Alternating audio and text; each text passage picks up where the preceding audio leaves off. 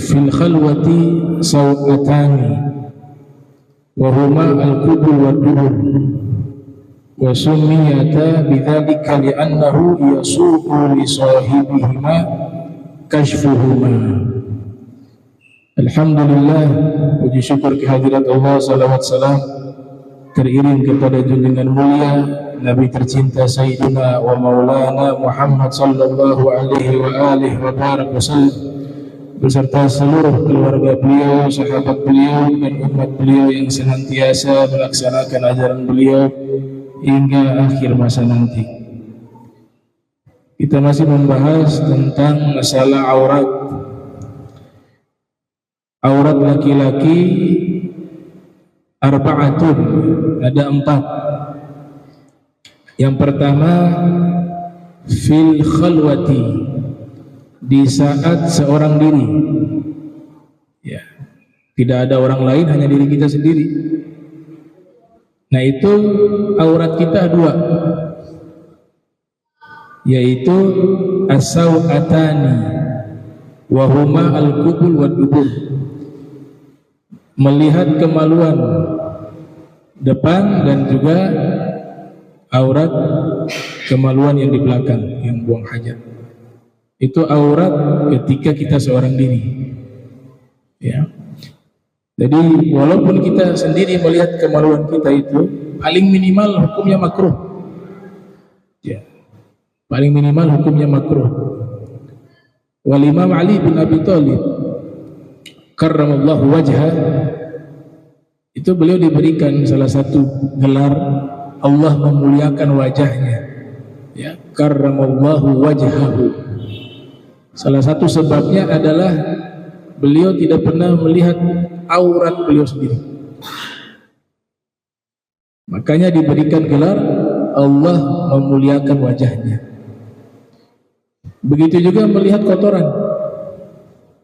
Di dalam syarah Ta'lim Muta'alim, di antara sebab yang merusak kekuatan menghafal atau kekuatan hafalan, itu sering melihat kotoran, walaupun kotoran sendiri. Kita bersyukur di zaman kita karena sudah ada tombol tanpa harus melihat. Tapi untuk melihat sekilas, untuk memastikan sudah bersih, boleh. Tapi kalau melihat dengan waktu yang lama atau melihat sering kali dia melihat kotorannya, itu memang itu terbukti merusak kekuatan hafalan. Merusak kekuatan hafalan. Itu dalam syarah Ta'lim Muta'alim. Nah, jadi kita sendiri pun punya aurat. Kita harus belajar mengikuti jalan para aulia sholihin, walaupun kita tidak langsung mengikuti apa yang mereka terapkan, paling tidak bertahap. Di antaranya mereka itu mandi punya sarung sendiri yang menutup aurat. Jadi hukum fikih boleh mandi telanjang bulat. Tapi kalau level lebih tinggi lagi untuk menjaga kesucian, karena tadi aurat dalam keadaan sendiri adalah kubul dan dubur, itu kaum sholihin biasa menggunakan sarung. Jadi dia mandi tidak telanjang bulat. Kenapa demikian? Karena ada rasa malu, ada makhluk lain yang tidak terlihat oleh manusia, ada bangsa jin, ada malaikat. Mereka menyaksikan itu.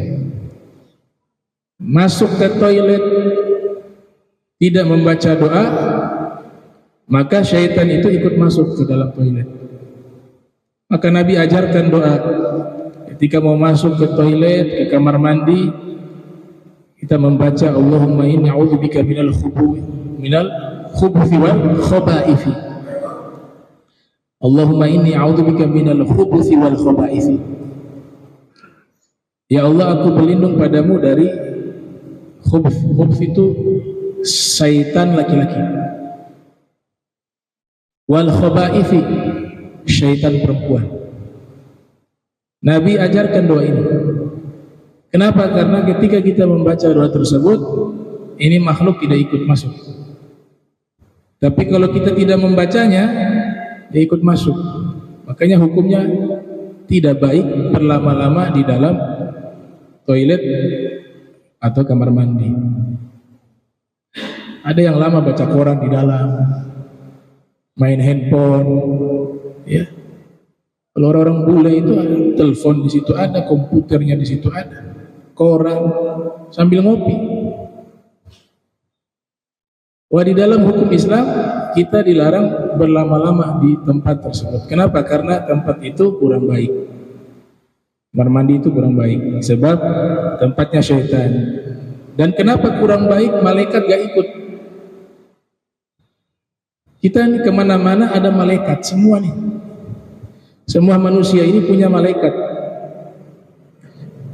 Nah, Imam Hasan al-Basri mengatakan malaikat kemanapun kita pergi dia menemani kita, kecuali di beberapa tempat dan beberapa keadaan. Ini penjabarannya sangat luas. Di antaranya adalah malaikat tidak menemani kita tatkala kita masuk ke toilet atau kamar mandi. Malaikat tidak ikut masuk. Karena malaikat tidak ikut masuk, potensi besar syaitan yang ikut masuk. Maka Nabi ajarkan doa untuk berlindung dari syaitan laki-laki dan syaitan perempuan.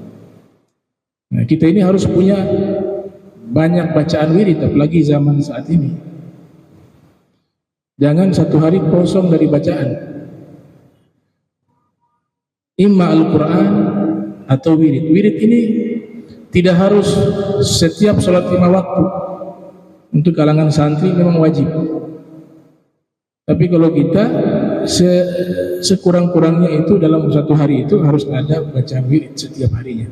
Ya, Syekh Abdurrahman mengatakan, man la wirda lahu fahuwa kirid.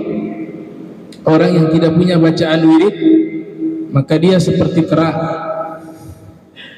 Jadi wirid punya khasiat itu luar biasa. Pengarang Ratibul Haddad, Al-Imam Al-Haddad, beliau menerangkan dalam kitab Risalatul Mu'awanah, di antara khasiat wirid, wirid itu artinya kumpulan zikir. Kumpulan zikir yang dibaca secara rutin disebut dengan wirdun dari bahasa Arab. Bentuk jamannya aurat. Kata Imam Haddad, ketika seorang memiliki wirid, manfaat pertama adalah ta'thir fil qalb. Wirid itu bisa memiliki pengaruh yang besar untuk membuat hatinya khusyuk dalam ibadah. Nah, orang yang sering wirid itu ibadahnya itu lebih mudah untuk khusyuk dibanding orang yang tidak memiliki wirid. Itu kata Imam Haddad, at-ta'thir, ya, punya pengaruh fil qalbi, di dalam hati. Bahkan beliau katakan ta'thiran kabira fil qalb, punya pengaruh yang sangat besar di dalam hati. Makanya ketika orang dengan wirid, dorongan nafsunya untuk melakukan kejahatan itu berkurang. Karena wirid di hati itu, wirid itu tidak nampak secara fisik. Pengaruhnya tidak secara fisik, ya. Dia pengaruhnya di hati, bukan di fisik. Nah, orang yang punya wirid, dia melemahkan nafsunya untuk mengajak kepada perbuatan jahat. Ya. Makanya di pesantren-pesantren itu harus baca wirid. Harus baca wirid. Namun wiridnya para santri jangan terlalu panjang. Karena untuk menuntut ilmu itu wirid mereka. Ya, kata Dr. Nuruddin Ejir, beliau mengatakan wirdu talibil ilmi ilmu. Wirid penuntut ilmu adalah ilmunya. Artinya prioritas utama adalah lebih banyak ke belajarnya untuk penuntut ilmu. Tapi yang tidak sedang menuntut ilmu, perbanyak wirid makin bagus. Tentukan waktunya. Para ulama sudah menyusun waktu-waktunya itu. Dan kebanyakan wirid itu mengambil dari doa-doanya Nabi Muhammad SAW. Ya, jadi bukan karangan. Ada memang yang mereka dapat, ya, dari pengalaman spiritual. Tapi kebanyakan wirid-wirid itu mengambil dari hadis Nabi dan mengambil dari potongan-potongan dan surat di dalam Al-Quran. Ya, itu. Jadi pengaruh pertama dia pengaruh ke dalam hati. Hati ini menjadi khusyuk, menjadi tenang. Kemudian hati ini ya dia bisa menjadi sangat kokoh, tidak terpengaruh oleh bisikan jahat yang ada di dalam. Bisikan jahat yang ada di dalam ada nafsu. Yuwaswisu fi sudurin nas. Yuwaswisu fi sudurin nas minal jinnati wan nas. Bisikan jahat juga di dalam dada kata Allah. Dari mana? Dari syaitan, manusia dan jin. Kemudian di hadis Nabi katakan setan mengalir mengikuti aliran darah anak Adam. Berarti di dalam. Nafsu tempatnya di dalam kata Nabi. Nafsu kallati baina zanbaik kata Rasul. A'ada aduwik nafsu kallati baina zanbaik.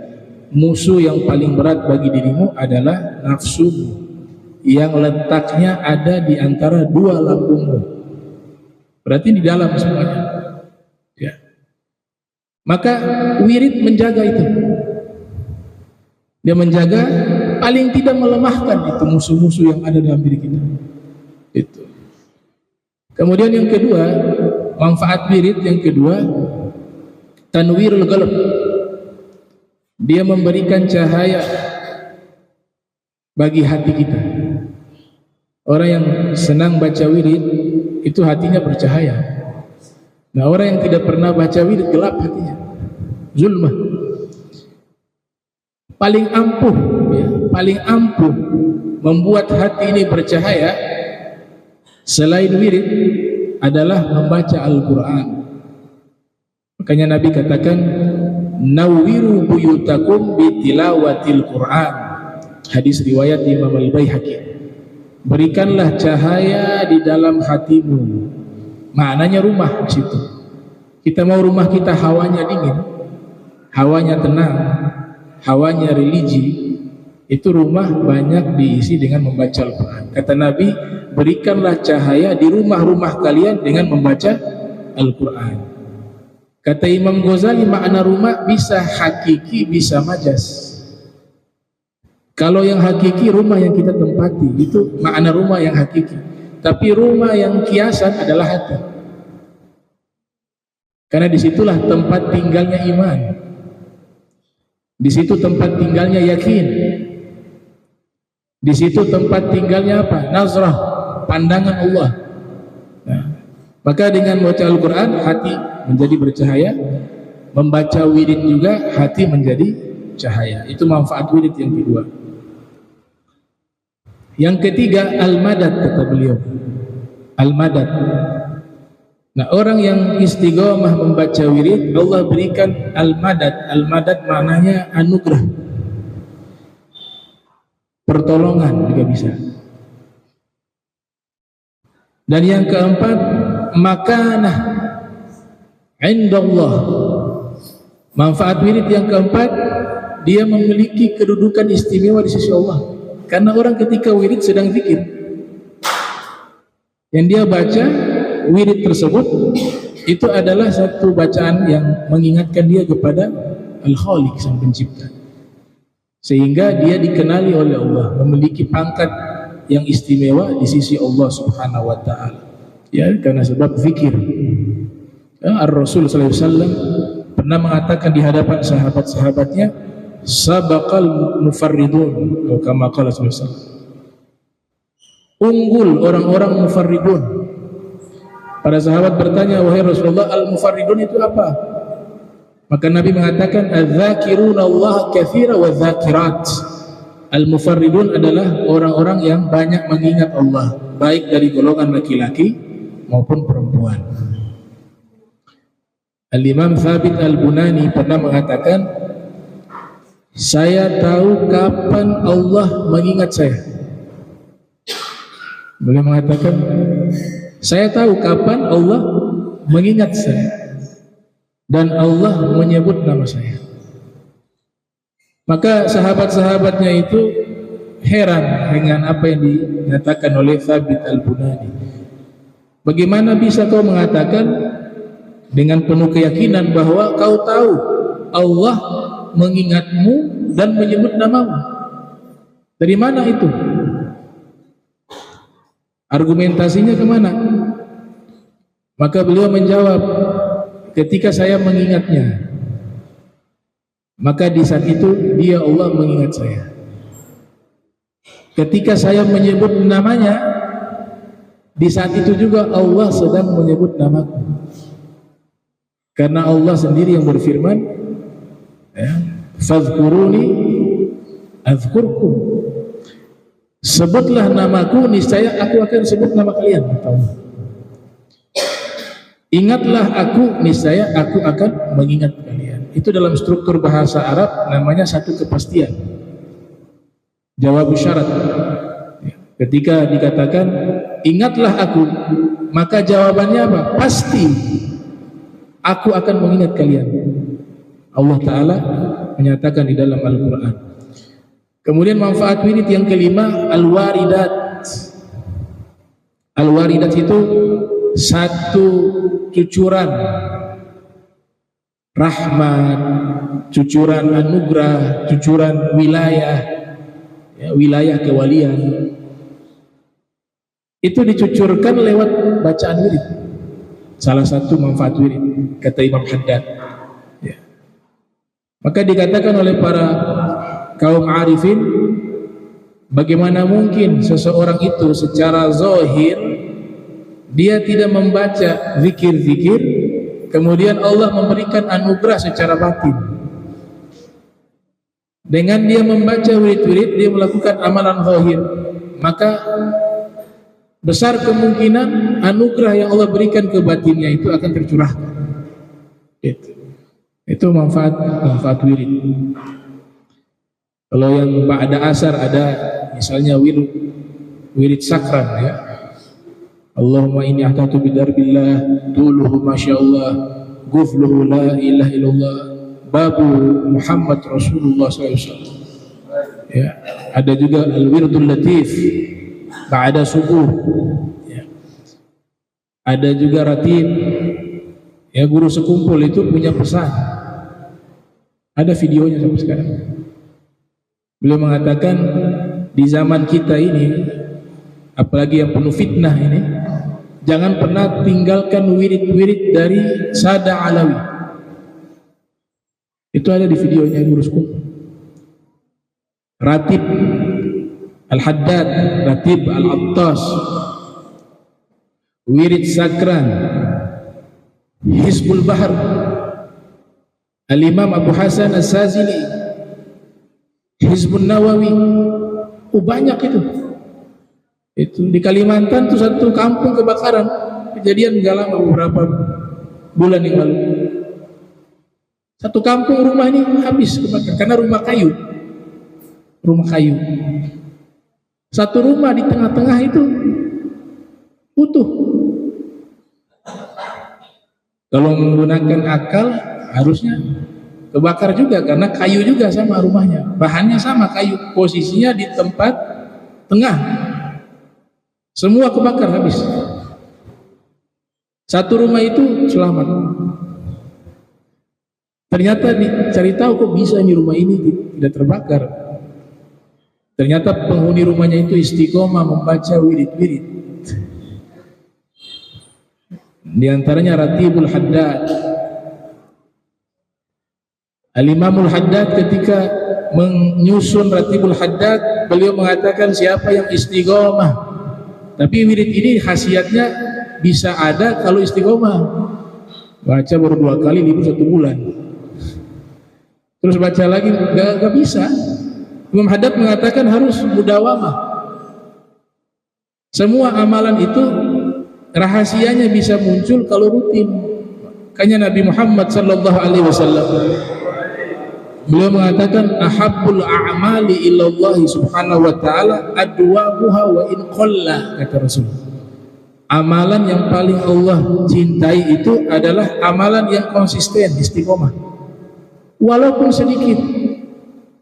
Para ulama mengatakan daripada amalannya banyak tapi tidak istiqomah, mendingan sedikit tapi rutin. Tapi istiqomah itu lebih bagus. Itu makanya dari bagian jebakannya syaitan, ya. Kata Imamul Haddad dalam kitab Risalatul Mu'awana, dari bagian jebakannya syaitan adalah orang yang baru taubat, punya semangat di dalam agama, tapi dia lupa, dia beramalnya pakai hawa nafsu. Baru taubat semangat, saya lagi semangat mau sholat witir berapa rakaat? Oh, paling sedikit 1 rakaat, paling banyak 11. Oh, saya ambil yang 11. Duha berapa? 8. Saya ambil 8. Waktu afdolnya kapan? Tengah malam jam 3. Saya ambil jam 3. Al-Quran biasanya berapa? Ya baca selembar sehari. Oh, saya ambil setengah juz. Jadi dia mengambil sesuatu yang banyak semuanya, kemudian dia amalkan sekaligus dengan dasar amalan tersebut karena semangat yang muncul dari hawa nafsu. Akhirnya apa? Kecapean. Wah, ini kalau besok lagi gimana ini? Akhirnya dia tinggalkan puncaknya. Saya tidak kuat kebanyakan. Ditinggalkan itu. Itu masuk jebakan syaitan. Tujuannya apa? Agar mereka tidak mengamalkan lagi, tidak istiqomah lagi. Karena rahasianya di mudawamah, di istiqomah, bukan di jumlah. Kita punya amal ini tidak dilihat oleh Allah, kalau bahasa kuliah namanya kuantitasnya. Allah lihat kualitas bukan kuantitas. Maka Sayyidina Ali memberikan satu ilmu kepada kita, kalian itu jangan fokus di jumlah amal. Ini wasiat dari Imam Ali bin Abi Thalib. Sudah lulus, ya. Beliau lulus, eksperimennya lulus. Beliau mengatakan jangan kalian fokus di jumlah amal, tapi kalian harus fokus di kualitas amal. Karena di dalam Al-Quran tidak pernah Allah menyebutkan saya melihat banyaknya amal kalian, tapi Allah selalu menyebutkan dalam Al-Quran yang saya nilai itu ahsanu amala, amalan yang paling bagus, bukan amalan paling banyak. Jadi sedikit tapi berkualitas lebih baik dibanding banyak tapi berantakan. Itu. Nah, ini ilmu yang diajarkan oleh Al-Imam Ali bin Abi Thalib karramallahu wajhah. Nah, kembali kepada bacaan wirid, Al-Habib Abdullah Al-Haddad ketika menyusun Ratibul Haddad, ya ini beliau menyusun mengambil dari hadis-hadis Nabi. Ya, makanya pernah kita hatamkan syarah Ratibul Haddad. Ya, syarah Ratibul Haddad, di situ ditakhrij hadisnya, riwayat Tirmidzi, riwayat Imam Ahmad, riwayat Imam An-Nasai. Jadi doanya dari Nabi Muhammad SAW. Setelah beliau susun, beliau dapat semacam bisyarah. Bisyarah itu kabar gembira. Beliau mengatakan siapa yang rutin membaca Ratibul Haddad, kemudian rumahnya kebakaran, atau ada maling masuk ke rumahnya dan mencuri hartanya, atau gempa bumi rumahnya roboh, maka datangi kuburan saya ketika saya sudah meninggal, kencingi kuburan saya. Itu pernyataan beliau, kurang lebih seperti itu. Tapi syaratnya tadi mudawamah. Bahkan Imam Haddad mengatakan wirid yang sudah kita rutinkan itu jangan pernah kita tinggalkan, jadikan seperti sholat.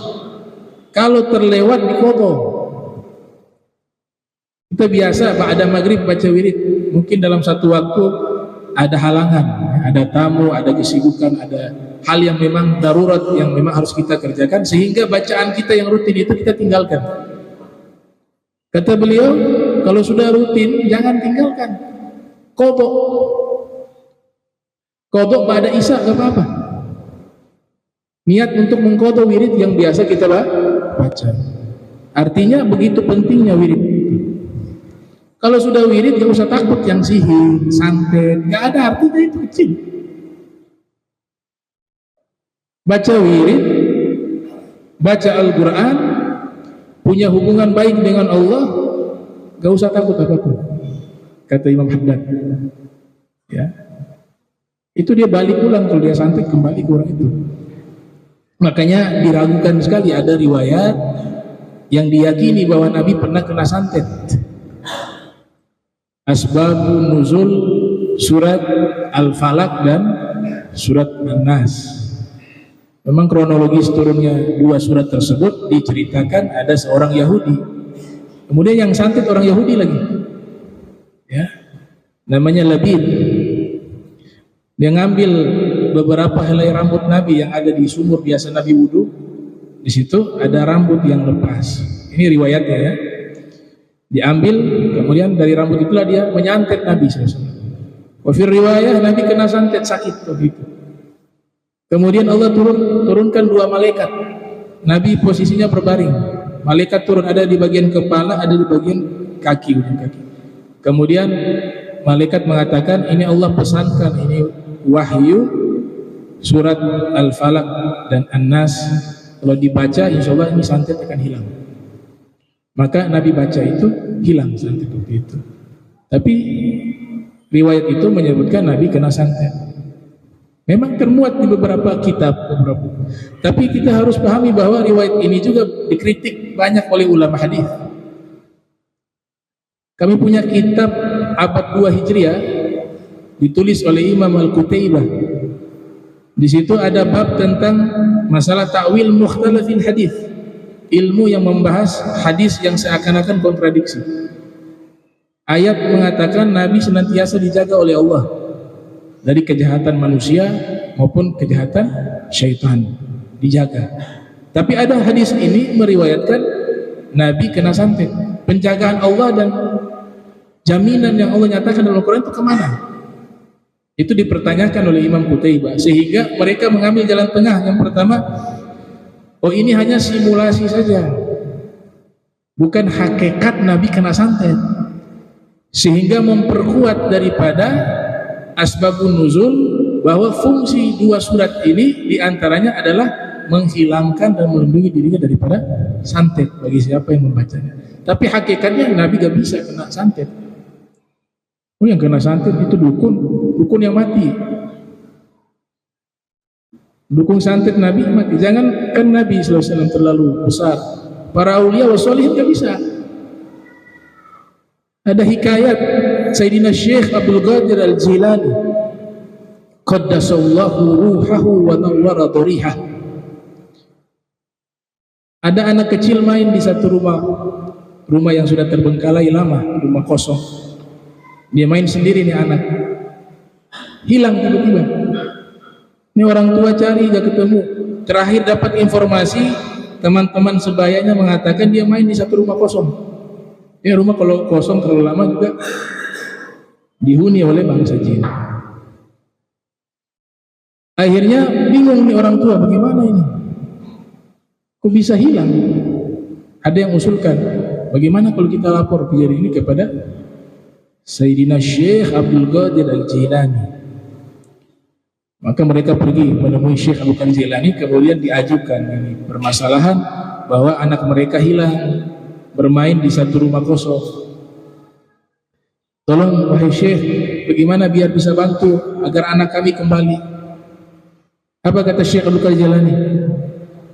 Ini saya punya sendal, ya. Kalian bawa sendal saya, kemudian pergi di rumah kosong itu dan teriak bahwa ini sendalnya Syekh Abdul Qadir Jilani. Syekh Abdul Qadir Jilani meminta anak itu dikembalikan. Ini sendalnya. Bilang begitu. Akhirnya dibawa sendalnya Syekh Abdul Qadir Jilani sampai di rumah kosong itu.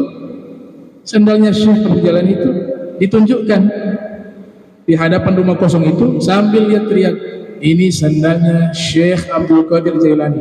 Baru sampai kalimat itu anak muncul. Belum tuntas padahal. Baru lihat sendalnya, seorang wali min auliyaillah, seorang wali yang disepakati.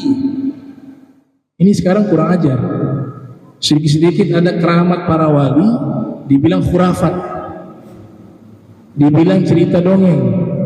Antum tahu ijma' ulama ahli sunnah wal jamaah yang mengaku ahli sunnah wal jamaah itu meyakini adanya keramat para wali. Ijma'.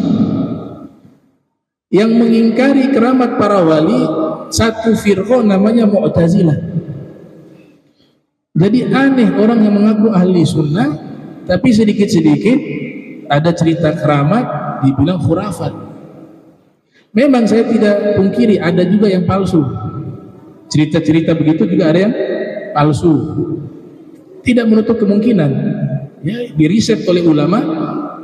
Said Alwi Abbas, ya, Said Alwi bin Abbas Al-Maliki Al-Hasan, ayahanda dari Abu ya Said Muhammad. Salah satu ulama pakar hadis yang mengajar dirasatun fi kutubis sunnah di Masjidil Haram di zaman itu, termasuk salah satu tokoh ulama yang tidak senang kisah-kisah. Termasuk kisah-kisah keramat itu harus diteliti, takut banyak yang palsu dan memunculkan fitnah. Tapi beliau tidak berani mengatakan semuanya itu khurafat. Tidak berani. Ada juga yang asli, ada juga yang benar. Jadi ijma ulama ahli sunnah wal jamaah percaya adanya keramat para aulia, sebagaimana juga mereka percaya adanya mukjizat para nabi. Kalau mukjizat para nabi kita percaya, maka apa bedanya dengan keramat? Toh yang ngasih sama Allah yang ngasih. Al-Mu'ti baqi, yang memberikan itu masih ada. Kemudian di dalam Al-Qur'anul Karim Allah sengaja ceritakan keramat para aulia. Jadi dalam Al-Qur'an itu ada keramat para wali, Allah ceritakan. Ada Asif bin Barkhaya, ya, di mana beliau memindahkan singgasana Ratu Balqis. Beliau bukan seorang nabi, beliau bukan seorang rasul, tapi seorang wali min auliyaillah. Pindah itu singgasana. Ada kisah Sayyidah Maryam. Sayyidah Maryam bukan nabi, bukan rasul, kan? Gak mungkin seorang nabi perempuan. Tapi diceritakan keramatnya, makanan ada di tempat ibadahnya, yang dari luar sudah dikunci pintunya. Itu keramat. Ada Ashabul Kahfi, tidur hingga 300 tahun lebih. Itu keramat para aulia. Mereka bukan nabi, mereka bukan rasul. Ada juga Dzulkarnain. Dzulkarnain bukan nabi, tapi seorang wali min auliyaillah. Itu diceritakan keramatnya di surat Al-Kahf, di mana ia memasukkan makhluk namanya Ya'juj wal Ma'juj di dalam satu tempat, kemudian ditutup dengan apa? Timah panas. Waktu itu ditafsirkan oleh Imam Ghazali, itu mukjizat, tanpa dibakar timah itu meleleh. Dan masih banyak kisah-kisah yang Nabi ceritakan di dalam hadis Nabi Muhammad SAW. Ya, jadi kalau keramat ijma ahli sunnah wal jamaah, gak ada khilaf, ya, gak ada khilaf. Nah, tahu-tahu semuanya habis khurafat, habis yang dalam Al-Quran disebut ada dalil, dalam hadis ada. Dan ulama-ulama yang menulis keramat-keramat, diantaranya keramat aulia yang disaksikan dan diriwayatkan oleh banyak orang, yang memang gak bisa diingkari, haddut tawatur, sampai kepada batasan mutawatir, disaksikan oleh banyak orang, adalah keramatnya Sayyidina Syekh Abdul Qadir Jailani. Punya keramat itu disaksikan oleh banyak orang dan diakui oleh banyak orang, dan para ulama juga mengakui. Perbedaan mukjizat dengan keramat, kalau mukjizat wajib ditampilkan. Para nabi punya mukjizat, itu harus ditampilkan sehingga mereka percaya ini nabi. Kalau keramat sifatnya harus disembunyikan. Keramat sifatnya harus disembunyikan, kecuali memang Allah sudah takdirkan pada waktu itu memang harus tampak gitu. Jadi ada keramat yang memang tanpa disadari oleh seorang wali tersebut muncul. Ada yang memang mereka dikasih semacam khotir dalam hati bahwa ini bisa muncul keramat dengan keyakinan mereka kepada Allah. Makanya orang yang punya keramat punya yakin 100% kepada Allah. Itu. Misalnya minta, "Bib, tolong hujan berhenti." Wah, ini bisa tidak ya? Waktu dia bilang bisa tidak, hilang itu keramat. Insya Allah, Allah ijabah. Berhenti. Habis dia heran juga, bisa berhenti ya? Karena apa? Bukan karena dianya, bukan, tapi semua dari Allah, sebab dia yakin kepada Allah Ta'ala. Saya punya guru gurunya Kiai Haji Maimun Zubair, Allah yarham, itu pernah ngasih hikayat. Kalau di Jawa itu kan sering mengalami masa kekeringan, ya. Tempat kita alhamdulillah tidak seperti yang di Jawa. Kekeringan sisa di pantai saja dapat air. Wudu di situ bisa. Wudu, mandi wajib, mandi sunnah di laut. Tapi kalau di dataran Jawa itu laut jauh. Ketika kekeringan setengah mati mereka mendapatkan air. Maka di pesantren-pesantren itu kiai-kiai biasa berunding, nah, kita adakan sholat minta hujan, sholat al-istisqa. Banyak dari kiai-kiai saling tolak menolak jadi imam. Antum saja jangan, antum saja jangan. Tidak ada yang mau jadi imam. Kenapa? Karena ketahuan doanya mustajab atau tidak waktu itu. Berarti ini kiainya diragukan ini. Sudah sholat ya turun hujan. Akhirnya mereka khawatir, wah ini saling tunjuk. Karena sholat istisqa itu menandakan doa seseorang itu mustajab. Berarti orang ini benar. Tapi kalau sudah sholat ya turun hujan, dipertanyakan ini. Itu yang buat mereka khawatir. Jadi saling tunjuk menunjuk. Akhirnya sudah ada yang dipilih, alhamdulillah hujan. Ya. Dan biasanya tidak gagal gitu. Kalau sholat istisqa itu mustajab, ya. Mustajab. Sholat minta hujan. Nah ini kaitannya dengan masalah keramat. Jadi yang tidak percaya keramat Mu'tazilah, bukan ahli sunnah. Kalau ada yang mengaku tidak percaya keramat terus mengatakan kami ahli sunnah wal jamaah, tertolak.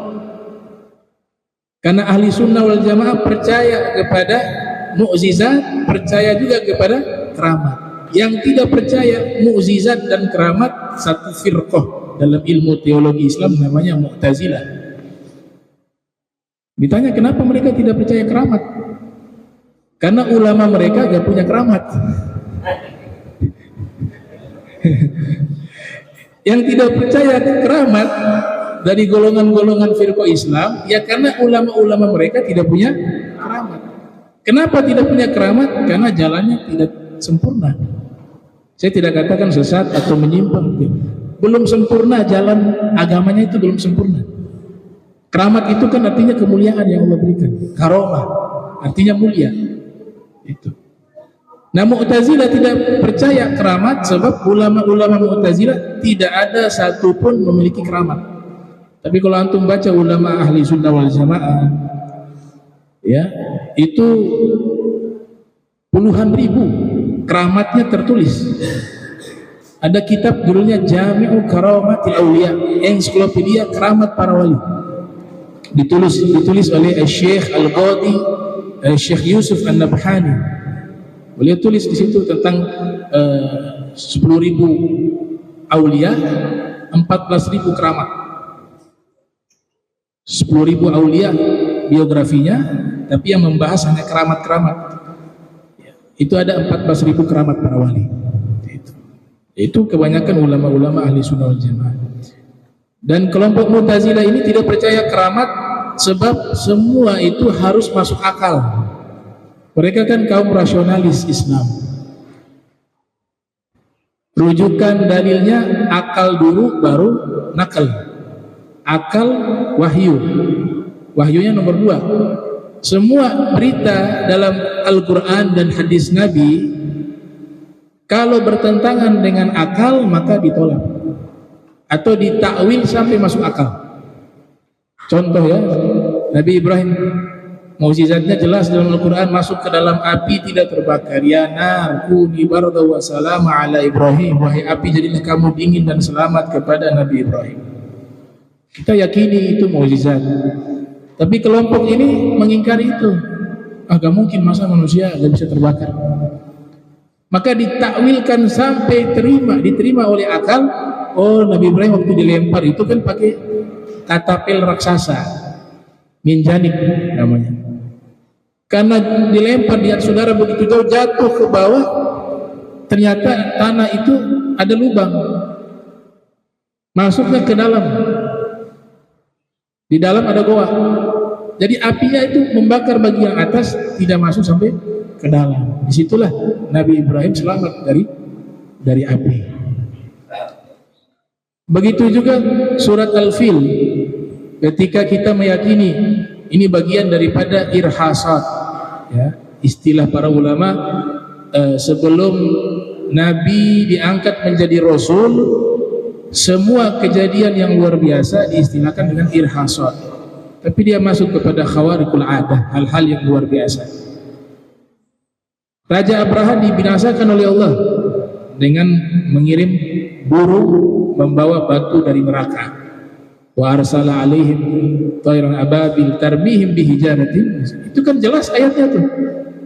Mereka melempar dengan batu-batu dari neraka. Burung yang datang berbondong-bondong melemparkan mereka dengan batu dari api neraka. Semuanya hancur musnah seperti daun yang kering. Mereka mengatakan nggak masuk di akal. Ini burung, dia bawa batu neraka, dia punya kaki tidak terbakar. Batu neraka kan panas. Kemudian selama ini gak ada burung itu namanya ababil. Belum pernah ditemukan spesies nama burung ababil. Kemudian bukannya neraka belum dimasuki, sudah ada penghuni burung dalam. Jadi mereka berperang dengan akal mereka sendiri. Akhirnya dicari takwilan yang bisa diterima oleh akal. Oh, ini bahasa kiasan, bukan hakiki. Burung di situ diartikan makhluk yang bisa terbang, maka ditakwilkan nyamuk. Kemudian batu api neraka itu adalah bakteri penyakit, yaitu penyakit demam berdarah. Jadi Raja Abraha dan pasukannya itu mati karena penyakit demam berdarah, sebabnya nyamuk. Nah, ini kelompok yang coba merasiokan nas. Dan mereka juga tidak percaya adanya alam kubur, azab kubur, itu gak percaya. Hari kebangkitan gak percaya, ya. Satu ketika ada Mu'tazilah meninggal. Mu'tazilah ini Ibnu Zawzi Al-Baghdadi menghikayatkan dalam kitabnya. Di situ diceritakan seorang Mu'tazilah meninggal yang datang berkunjung ulama ahli sunnah. Nah, ulama ahli sunnah ini faham bahwa mereka tidak percaya ada azab kubur. Maka di rumah tersebut berkumpul semua kelompok Mu'tazilah karena orang mereka meninggal. Maka ya, ulama ahli sunnah itu berdiri pas di hadapan jenazah, kemudian berdoa dengan suara yang keras. Ya Allah, azab dia, ya Allah, dalam kubur. Ya. Azab dia dengan azab yang begitu pedih di dalam kuburnya. Ini orang-orang Mu'tazilah heran, kok dia doanya begitu? Dia bilang, kenapa kamu doa saudara kamu dengan doa semacam itu? Ya kan itu kan bilang mau terpercaya alam kubur. Kenapa saya doa kalian marah? Ya kan? Kalian kan gak percaya adanya alam kubur. Saya doa ya Allah azab dia dalam kubur. Kalian marah. Berarti secara fitrah kalian sudah menjawab alam kubur itu ada. Karena saya berdoa semacam itu, kalian tidak suka. Dalam hati kecil kalian itu percaya ada alam kubur. Nah, itu kelompok Mu'tazilah. Tapi Mu'tazilah ini tidak semuanya jelek. Ada sisi baiknya. Perkembangan ilmu pengetahuan dari ulama-ulama muslim itu diantara andil besar adalah kelompok Mu'tazilah. Kelompok ini dikenal kelompok pemikir. Kelompok pemikir. Muncul ilmu kedokteran. Ya, kebanyakan dari mereka kalangan filosof muslim. Ambil contoh satu nama besar namanya Ibnu Sina. Ibnu Sina itu juga memiliki sedikit pemahaman ke Mu'tazilah. Namun andilnya sangat besar di dalam ilmu pengetahuan, terutama di bidang kedokteran, ya. Menulis kitab Al-Qanun fit Tibb, undang-undang kedokteran, yang menjadi rujukan para dokter di zaman itu sampai saat ini digunakan. Al-Farabi juga demikian. Jadi mereka punya sisi baik ada, sisi yang tidak baik juga ada. Makanya Imam Ghazali mengkritik pemikiran mereka, menulis kitab judulnya Tahafatul Falasifah, kerancuan para filosof. Itu beliau mengkritik siapa? Imam Ghazali mengkritik pemikiran Ibnu Sina dan Al-Farabi. yang terpapar pemikiran filsafat Yunani. Mereka padukan filsafat Yunani, filsafat Persia, filsafat India, digabungkan dengan ilmu yang ada dalam agama Islam. Disitulah lahir banyak ilmu-ilmu, ada yang baik, ada juga yang tidak baik.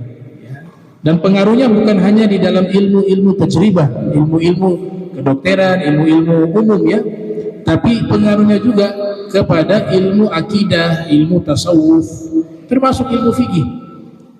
Ya, Imam Ghazali itu adalah orang pertama yang memadukan ilmu mantik dengan usul fikih.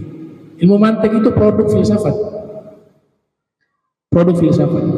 Dipadukan oleh Imam Ghazali dalam kitab Al-Mustashfa. Kemudian ilmu akidah dari akidah falsafah. Fikih, tadi usul fikih dipadukan dengan falsafah. Tasawuf, muncul tokoh namanya Syekhul Islam Ibnu Arabi, Ibnu Sab'in, Syekh Abdul Karim Al-Jili. Nah, mereka memadukan tasawuf dengan falsafah, sehingga tasawuf ini dilarang orang awam untuk memperdalamnya. Itu pengaruh-pengaruh daripada ilmu filsafat. Nah, kitabnya Imam Ghazali itu hanya mengkritik beberapa poin saja dari pemikiran Ibnu Sina dan Al-Farabi. Muncul ulama setelah Imam Ghazali namanya Ibnu Rushdi. Ibnu Rushdi mengkritik kritikan Imam Ghazali dengan judul kitab Tahafut, kerancuan dari kerancuannya, mengkritik pemikiran Al-Imam Al-Ghazali. Di antara yang diperdebatkan oleh Imam Ghazali dengan Ibnu Rushdi, mereka tidak ketemu, tidak sezaman. Ibnu Rushdi setelah Imam Ghazali, di antaranya adalah hari kebangkitan, di hari kiamat. Menurut Imam Ghazali dan ulama-ulama ahli sunnah wal jamaah bahwa hari kebangkitan manusia dibangkitkan dengan ruh dan jasad. Jasad kita yang sudah hancur itu Allah kembalikan lagi utuh seperti semua. Maka dalam riwayat, dalam kitab Syarhus Sudur, seluruh anggota tubuh anak Adam akan hancur, kata Nabi. Kullu jasadi bani Adam yabla. Semua tubuh anak Adam akan binasa kecuali tulang ekor. Ya, tulang ekor yang ada di bagian pantat itu sudah diriset. Tulang ekor itu adalah sesuatu yang paling kuat, bahkan kekuatannya melebihi baja. Nabi katakan tulang ekor itulah yang masih utuh, kemudian dari situlah Allah yuraqqab atau yukhlaq minhu, diciptakan dia kembali seperti semula, ruh dan jasad. Golongan filosof mengatakan hari kebangkitan, yang percaya ya, sebagian filosof percaya hari kebangkitan itu ada, filosof Muslim. Namun kebangkitannya itu hanya berupa ruh saja, tidak dengan jasad. Itu yang menjadi perbedaan antara Imam Ghazali dengan Ibnu Rushd ya. Ini bahas aurat tuh kemana-mana jadinya. Insyaallah pertemuan berikut kita lanjutkan bab aurat ya, insyaallah. Allahumma jam'ana hadza jam'an marhuma wa tafarraqan bari tafarruqan ma'suma wa la tajal minna wa la minna syakila mahruma. Subhanaka wa bihamdika asyhadu an la ilaha illa anta astaghfiruka wa atubu ilaik.